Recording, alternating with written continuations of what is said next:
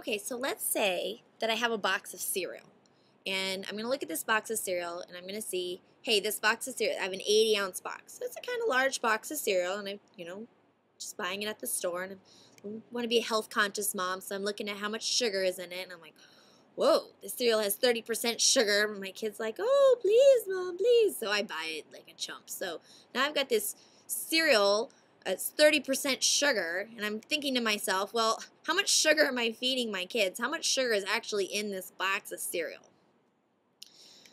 So what I know is that 30% of the 80 ounces is sugar. So 30% of, or times, 30% times 80 is going to tell me how much sugar I have. Now I need to convert that percentage, that 30%, into a decimal or fraction. So it's either going to be 0.30 or 30 out of 100. So 30% of the 80 is 24. 24 of the 80 ounces is sugar. 24 out of the 80 ounces is sugar. So I've got quite a bit of sugar in here. But the whole box of cereal is not sugar. Only part of it is sugar. So 24 out of the 80, 30% of it. Now let's say I've got this other cereal in my house, and I'm like trying to get my kids to eat this high fiber, super good for them, and I'm like, it's only 10% sugar. Don't you want to eat this? And then you're looking at you like you're crazy. But it's a smaller box. It's only 60 ounces instead of the 80-ounce box, and I know 10% of that is sugar. So how much sugar is in this other box of cereal? So 10% of the 60 ounces, so it's 10% times 60, 10% of, or multiply. So 10% times 60, and I do need to write that 10% as a decimal or a fraction. So it's either 10 over 100 or 0.10. So 0.10 times 60, 6 ounces of sugar. So I have 6 ounces of sugar in this other box of cereal. So 6 ounces of sugar. So now what if I'm thinking to myself, I just got all these boxes in my cupboards and I need to make space. I'm just gonna pour them all together in the same container so I can save some space. So I'm gonna mix these two boxes of cereal together. So what do I get when I pour the containers together? So I've got this 80-ounce box of cereal and I have the 60-ounce box of cereal, and I'm gonna pour them together. So I got this, I got a Tupperware container, and I'm just gonna pour them in there. So my volume is, I have the 80 ounces from the first container and I have 60 ounces from the second container. So it's A plus B, whatever's in the first container plus whatever's in the second container. That's how much I have now. So I have a total of 140 ounces. Super. But now I'm just thinking, well, how much sugar is that? And I was thinking about sugar, and how much sugar do I now have once I've mixed them together? Well, the first container had 24 ounces of sugar. So I have 24 ounces of sugar. And then the second container had 6 ounces of sugar, and I've mixed those together. So I have a total of 30 ounces of sugar. So out of this whole container of 140 ounces, 30 ounces of those is sugar. 30 ounces of the 140 ounces is sugar. So 30 out of 140 comes out to some wacky decimal. It's about 21%. So about 21% of my mixture is sugar, which feels better than 30. I'm like, I've made this a little healthier than this 30% sugar bomb that the kids are eating. So let's look at how we can make that into a formula so we can apply it to any situation where I'm mixing boxes of cereal or whatever you want to mix together. So I have a container, and in my first container I'm looking at how much sugar, or maybe you want to know how much brand, you just pick your noun, how much sugar is in the first container. And I did that by multiplying the percent by the volume. The percent times the volume. Plus, I have a second container, and I, again, want to know how much sugar in, so I took the percent of the second container times the volume of the second container.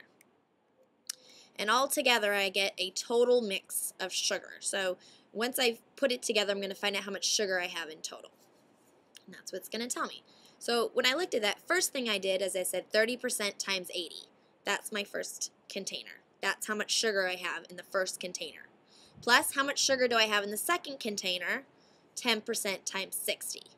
And once I mixed it all together, I ended up with the 80 plus the 60. That's how much total volume I have.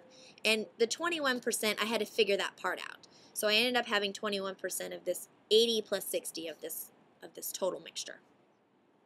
So what do we do in algebra? The idea in algebra is like, that's really great because I knew everything. But what if there's something you don't know? that's where we put an x. But essentially, you're going to do the same thing. You're just going to set up the exact same way, except something you don't know, that's where you're going to put a variable, and then you use your algebra skills to find out what that is.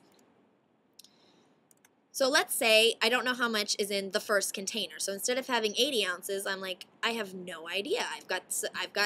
I'm going to the bulk food section at the grocery store, and I'm going to shovel some of this sugary cereal in there, and I don't know how much I'm going to shovel in. I'm just going to take some of it. So it's X. I don't know how much.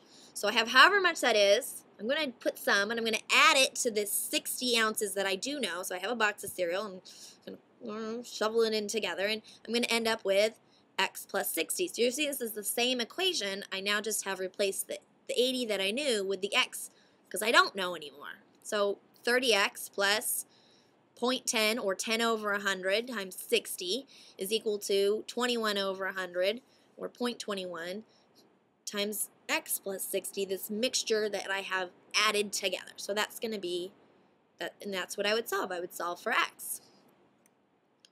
All right? Well, what if I don't know, I'm just going to mix these. I don't even know how much of each I have. I know that my container that I'm pouring it into, once I'm done scooping cereal into this container, I'm going to end up with 140 ounces. So now I'm looking for my sugar to be 21% of my mixture, so 21% times the 140, but I don't know how much of each I need to add, so I really end up here with two variables, which is something we don't really like in algebra. We really would prefer it to be one variable, but ultimately, I don't know both of these things. So, you have X and you have Y, and since I'm mixing them together, I know that X plus Y equals 40. It says however much of X plus however much of Y is going to give me my 140 ounces. Use a little algebra, you minus Y from both sides, and you see that X is equal to 140 minus Y. If I have a bowl of shredded wheat and Trix, and I'm like, well, I just want the Trix. I don't want all the shredded wheat. You pick out all the shredded wheat. You subtract it out. You take it out of the bowl, so all you're left with is the Trix. So here you've got X. What is X? X is equal to the whole bowl, 140, minus the second, like, Mom, put this shredded wheat in my cereal, and you just take all the shredded wheat out. So it's 140 minus Y. So I'm going to replace the X with 140 minus Y. That way they're both using the same variable. It doesn't really matter which one you replace.